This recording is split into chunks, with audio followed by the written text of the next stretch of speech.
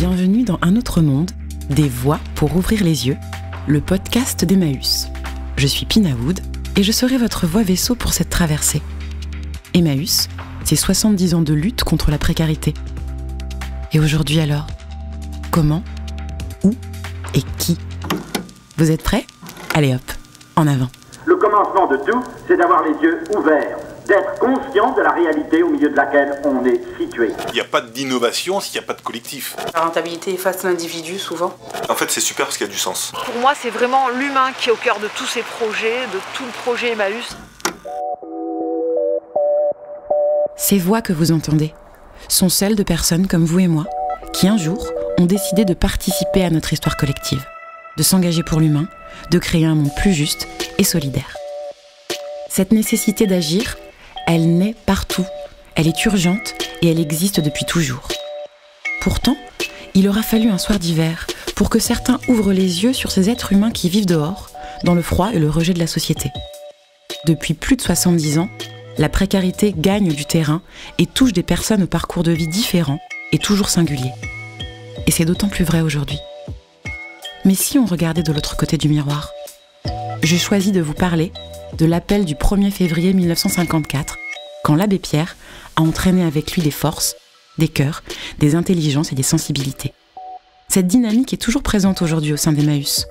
Dans ce podcast, je vous invite à découvrir l'histoire et l'actualité d'une fabrique à solutions, celle d'Emmaüs, celle d'un autre monde possible. Nous partons ensemble découvrir comment Emmaüs a toujours su évoluer, se réinventer, s'adapter pour lutter contre la pauvreté et l'exclusion. Suivez-moi.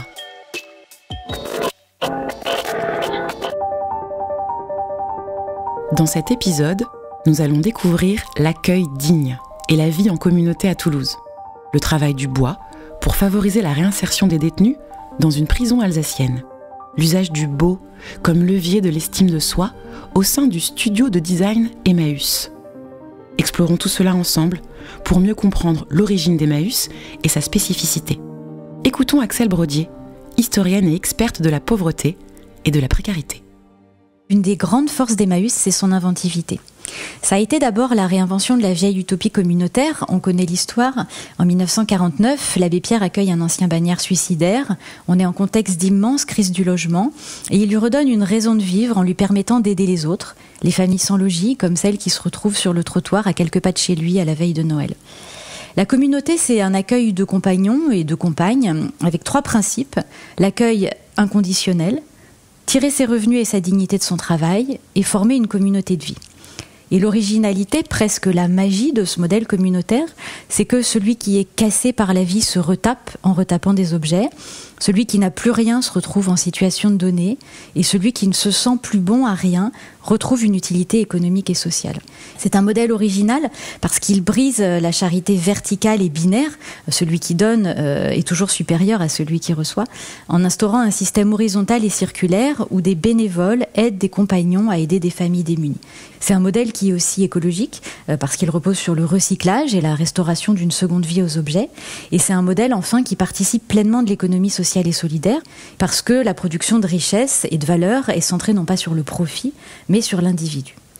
Et depuis les années 80, depuis la crise économique et sociale, Emmaüs a su aussi réinventer ce modèle communautaire en dehors de la communauté, à destination de ceux pour qui ce modèle n'était pas très adapté. Par exemple, les mères chargées d'enfants, les jeunes qui cherchent à s'insérer sur le marché de l'emploi, les chômeurs qui préféreraient un retour à l'emploi classique.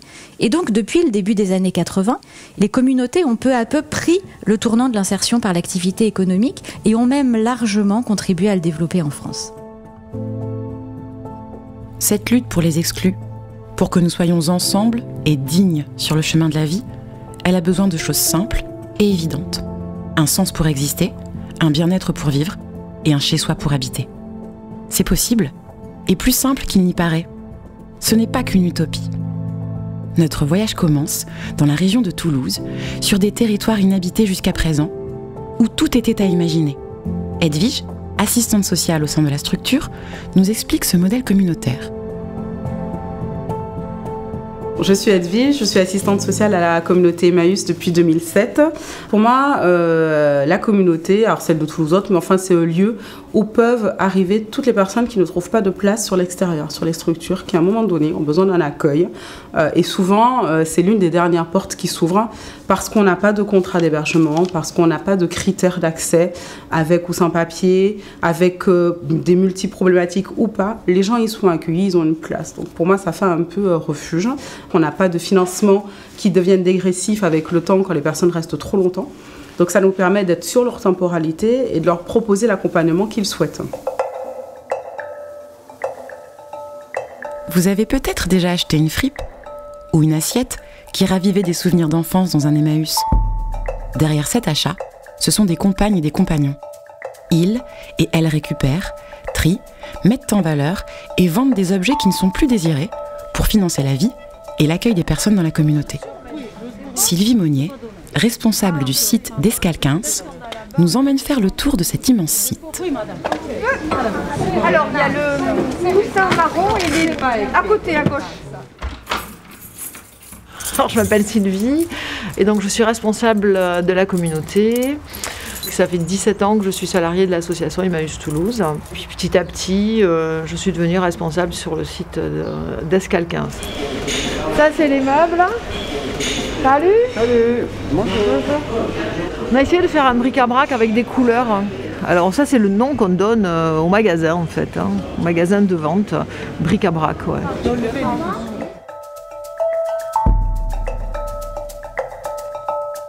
Là, on est sur l'atelier vélo et on est aussi sur une partie de l'atelier électro. Ça se vole tellement facilement, un vélo, que les gens sont contents d'en racheter ici. Donc Frédéric essaye de les retaper. Je sais pas, il se débrouille super bien parce qu'il achète même pas les pièces détachées, il les a là et pourtant c'est petit. Il s'est fait un petit coin de fortune et on s'est mis un peu à l'abri et voilà quoi. La communauté pense encore plus loin et met le bien-être au cœur de son fonctionnement. Ça commence par le rendre accessible à tous. Comme le dit Edwige, ici, les consultations en médecine douce sont presque entièrement remboursées. C'est se dire comment rendre le soin accessible et est-ce qu'il y a d'autres soins qu'on pourrait rendre accessibles et qui ne le seraient pas financièrement, comme la sophrologie, comme la gestalt-thérapie, comme le MDR, le Qigong. Voilà, c'est des choses qu'on a essayé de mettre en place. On les oriente vers ça, on participe financièrement au paiement des consultations sur 2 tiers, parce que la priorité, c'est qu'ils arrivent à se saisir de moyens, et les thérapies comportementalistes qui travaillent sur l'émotionnel, on se rend compte aussi que ça correspond plus à certaines personnes que des thérapies très analytiques ou cliniciennes. Donc c'est aussi un peu essayer d'élargir notre horizon pour proposer des choses diverses.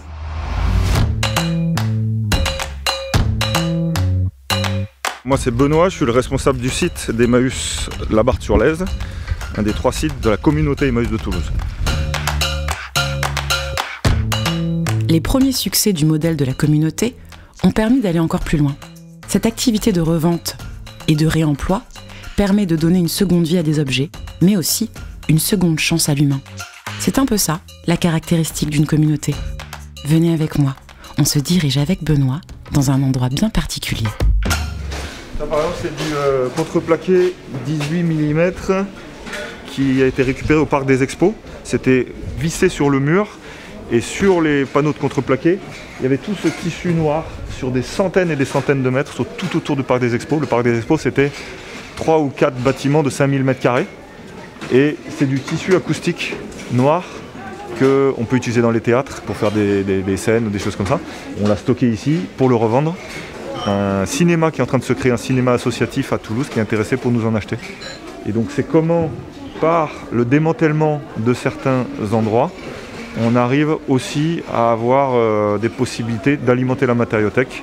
La matériothèque qui est un lieu qu'on a créé il n'y a pas longtemps pour mettre à disposition des matières et matériaux à destination principalement, même si c'est ouvert à tout le monde, des artistes, des créateurs et des bricoleurs.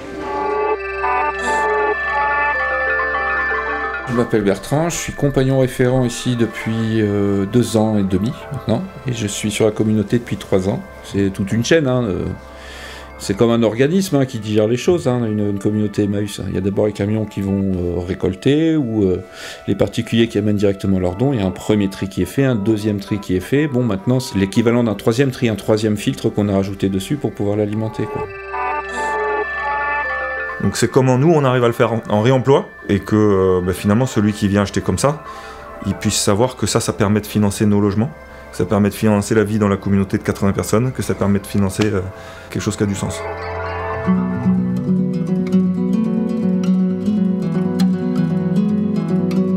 Cette communauté fait sens.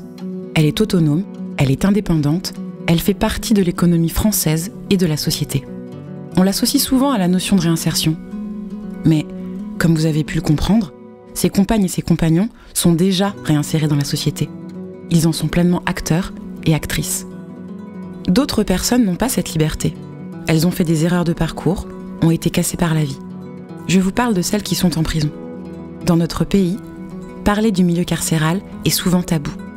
Je vous emmène donc dans le premier chantier d'insertion en milieu carcéral en France, à la maison d'arrêt d'Örmingen en Alsace, où une structure d'Emmaüs a choisi de se tourner vers eux, de les accompagner et de leur permettre de se construire une nouvelle place dans la société.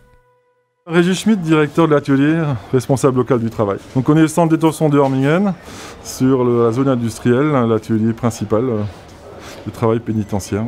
On est 80 détenus dans les ateliers, plus une dizaine de détenus sur l'extérieur, sur les espaces verts, sur la formation.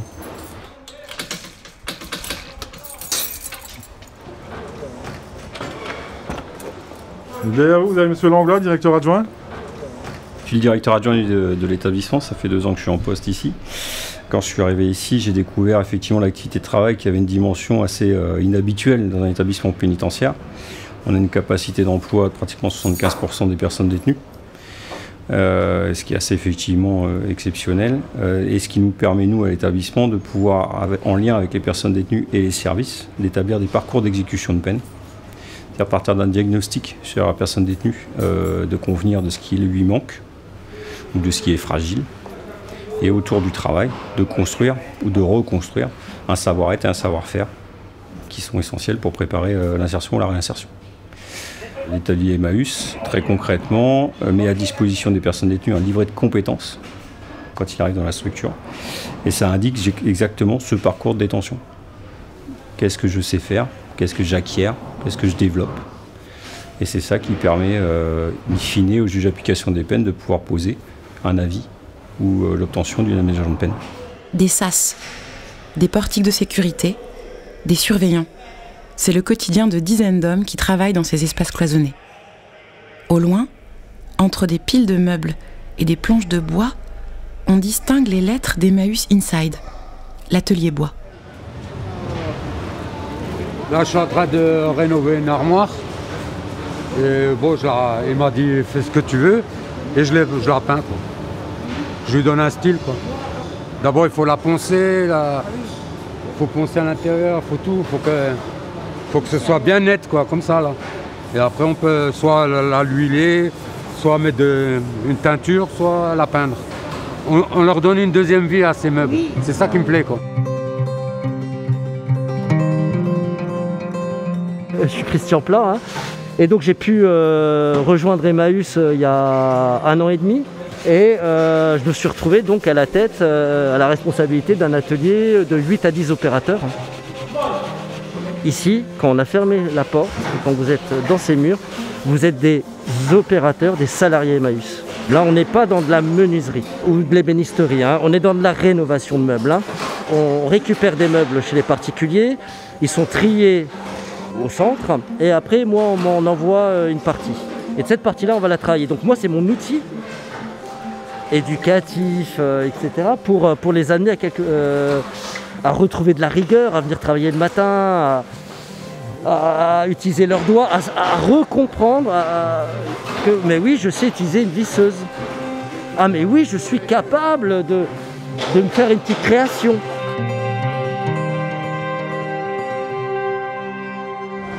En fait, j'ai commencé cette commode hier. Je suis censé la poncer entièrement et passer un coup de peinture. Franchement, j'ai commencé fin décembre parce que j'étais en formation avant, et après ils m'ont positionné vers les ateliers et moi j'ai demandé ici. tu connais pas l'environnement, forcément tu apprends des choses. Si c'est un chantier de réinsertion et il y a une aide extérieure par rapport à la réinsertion, surtout quand tu sors de 1 an et demi et tout, genre t'es un peu coupé du monde pendant quand même 1 an et demi. Du coup, quand tu sors, t'es un peu perdu. Je dis ça parce que j'ai quand même fait de la prison assez. C'est quand même une aide quand tu sors dehors. C'est pas toi qui dois aller chercher, on t'aide. Par rapport à dehors, quand tu cherches du travail, t'es un peu plus accompagné, t'es un peu plus encadré aussi. Leur premier travail, c'est la luge. Comme ça, il y a plein de choses. Ensuite, je choisis le meuble pour eux, parce que j'ai vu ce qu'ils faisaient, je choisis le meuble pour eux. Tout ça, je leur explique à leur arrivée. Hein. Ensuite, troisième phase, ils choisissent le meuble en ma présence. Comme ça, je peux encore piloter si je ne suis pas d'accord par rapport à la difficulté. Et quand on arrive à l'étape 4, il choisit lui-même son meuble. Donc quand j'ai les meubles qui arrivent, maintenant, il y en a, ils vont prendre du scotch, ils vont marquer leur nom dessus parce qu'ils savent qu'ils veulent faire ce meuble. Moi, dans ma tête, je me dis déjà, on a réussi. Cette étape-là, du moins. Hein. Et ensuite, je les amène à s'amuser dans le métier par de la création. Mon objectif, c'est qu'ils puissent travailler ensemble et seuls. J'aime bien travailler dans le bois, tout ça, voilà. J'apprends des choses, ça va me servir plus tard pour dehors aussi. J'ai des enfants dehors, plus tard je pourrai leur faire des trucs en bois, des petites maisons, plein de choses quoi. Ouais, c'est un bon métier, c'est un métier qui me plaît. Ermingen, c'est en plein cœur de l'Alsace bossue, dans un petit village. Au bout, on aperçoit ce bâtiment reclus, à part, encerclé de barreaux et de fils barbelés. Mais derrière cette cage grise, vous l'avez vu, des hommes créent des meubles et apprennent, reprennent confiance en eux. Cette armoire, cette table, elles se retrouvent alors dans d'autres espaces, dans nos maisons. Et pour ça, elles sont achetées à Emmaüs Mundo, à 1 heure d'ici en voiture. Notre guide sur place, c'est Stefania Angioni, coordinatrice des projets en milieu carcéral. Les clients connaissent aujourd'hui, c'est de plus en plus connu, cet espace où ils retrouvent les meubles restaurés en atelier chantier d'insertion d'Ermingen. Donc ils savent qu'ils se trouvent ici sur l'espace d'Emmaüs réservé à cet atelier. On explique aux clients d'où viennent les meubles, c'est important. Donc chaque fois que je suis là et que je vois un peu des personnes qui scrutent un peu les meubles, etc., je prends le temps de leur expliquer d'où ils viennent, comment ils sont faits, pourquoi on les valorise un petit peu par le prix, puisque derrière il y a quand même des heures de travail, un salaire, des salaires et un stockage de fournitures adéquat à faire continuellement. Donc tout ça est un coût financier. C'est premier chantier d'insertion en milieu carcéral dont l'équilibre économique est celui qui montre le meilleur fonctionnement par rapport à d'autres dispositifs similaires au niveau national. Emmaüs Mundo, c'est donc un chantier d'insertion pour les personnes éloignées de l'emploi autour de l'activité de récupération, de tri, de revalorisation et de vente d'objets. On a passé un moment avec son directeur, Thierry Kuhn. Notre objectif, au-delà de notre activité de structure d'insertion par l'activité économique, c'est de permettre à toute personne, quelle qu'elle soit, là où elle est, et y compris, et en particulier, j'allais dire, dans des lieux où on ne va pas souvent, de retrouver une activité d'utilité sociale, de se retrouver, peut-être d'autoriser chacun à être utile socialement, et d'intégrer une activité solidaire, tout en retrouvant un emploi, une activité, de bénéficier d'un accompagnement social et professionnel pour permettre de reconstruire ou de construire un projet professionnel, mais aussi un projet de vie. On va aller chercher, nous, et c'est peut-être une particularité d'Emmaüs Mundo, d'aller là où d'autres ne vont pas, en particulier, pour développer des activités d'utilité sociale. Ce genre d'initiative, ça fonctionne quand il y a des hommes et des femmes qui nous accompagnent, qui sont volontaires, qui ont envie de faire bouger les choses. Et partout, il suffit parfois juste de la petite étincelle. Partout, il y a des gens qui ont envie de faire bouger les choses. La vraie réponse pour demain, pour lutter contre l'exclusion, etc., c'est qu'il faut inventer une case pour chacun. Chacun a droit à sa place à lui. Et pour le coup, il faut qu'on reste toujours en éveil pour trouver des solutions adaptées au territoire, aux personnes et à chacune des personnes. Demain, pour Emmaüs, c'est un combat de tous les jours.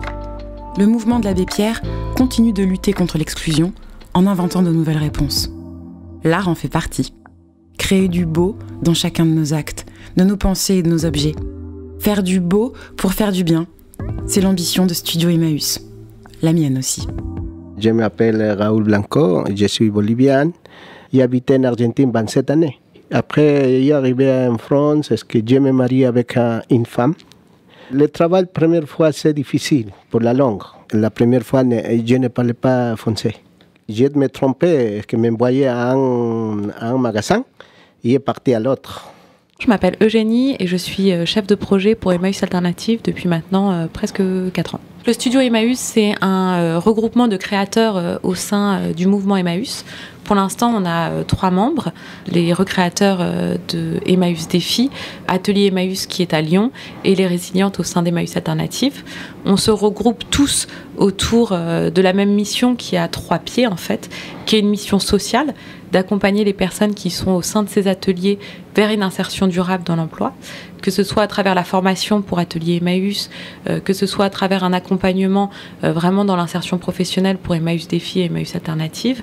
L'idée, c'est de pouvoir avoir une nouvelle activité pour avoir un retour à l'estime de soi à travers l'acte créatif et pour accompagner les personnes dans le développement de nouvelles compétences qu'on peut acquérir par un biais un peu transversal qui est la créativité. Des compétences qui sont transférables dans d'autres métiers en fait, savoir faire preuve d'exigence, travailler en équipe, faire preuve de créativité, résoudre des problèmes. On a un deuxième pilier qui est vraiment environnemental, c'est-à-dire que les membres du studio Emmaüs, on travaille beaucoup à partir de matières qui sont déclassées, qui sont destinées à la benne, au recyclage, qu'on va récupérer et réinventer. Notre objectif, c'est aussi d'avoir une esthétique autour de la récupération qui soit vraiment dans la création. Et dans les 3 ateliers, il y a vraiment une différente vision et une différente façon de faire, mais avec une réelle esthétique en fait qui émane des 3 différents ateliers. Et enfin, notre 3e pilier, il est vraiment sur, on appelle ça le pilier économique, mais c'est surtout sur la création de nouveaux métiers au sein du mouvement Emmaüs et qui sont peut-être au-delà du métier du BIFIN, en fait, c'est aussi qu'est-ce qu'on fait des matières qui sont arrivées en fin de vie, qui sont en trop mauvais état pour être remis en circulation et tout simplement réemployées, remis dans des étagères pour servir à quelqu'un d'autre. Il y a beaucoup de choses qui ne sont pas en état. Et comment est-ce qu'on peut créer de l'emploi autour de ces matières-là en créant des nouvelles choses, en fait, en transformant les objets et les matières en nouveaux produits.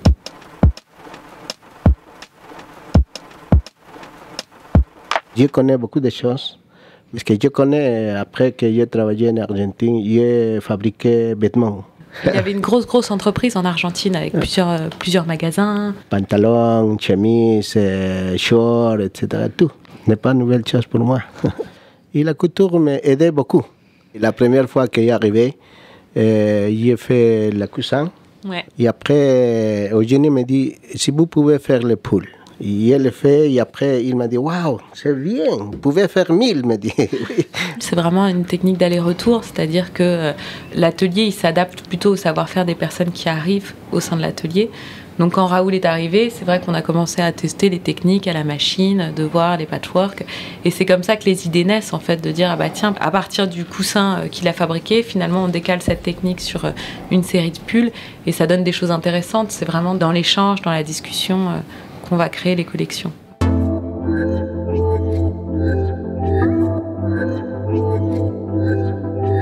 Donc vous voyez que l'inventivité est bien une des très grandes forces d'Emmaüs. Alors on peut se demander d'où elle vient. Elle vient du fait que l'abbé Pierre était plus un fondateur tutélaire qu'un dirigeant au quotidien. Elle vient du fait qu'Emmaüs est resté une organisation très peu centralisée, avec une grande autonomie laissée au groupe, pas de dogmatisme, et elle vient fondamentalement de la très grande confiance que l'abbé Pierre faisait et que l'association continue de faire en l'inventivité de chacun pour répondre aux problèmes sociaux, à leur diversité, mais aussi à leurs évolutions. Et de fait, si un autre monde est possible, c'est en particulier par ces inventivités vertueuses qu'on parviendra à le faire advenir.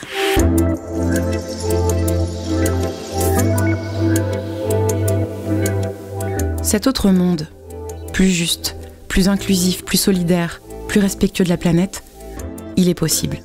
Grâce à des personnes qui ont décidé de se mobiliser pour trouver les solutions concrètes et mener sans relâche un combat afin que chacun trouve sa place dans la société.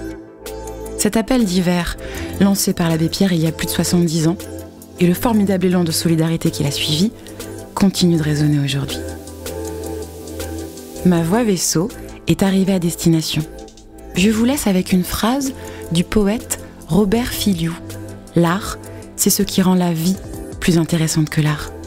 Cette phrase est écrite sur un bateau au bord d'un lac à la Barthe-sur-Lèze. Dans le prochain épisode, on ira explorer de nouveaux modes de lutte.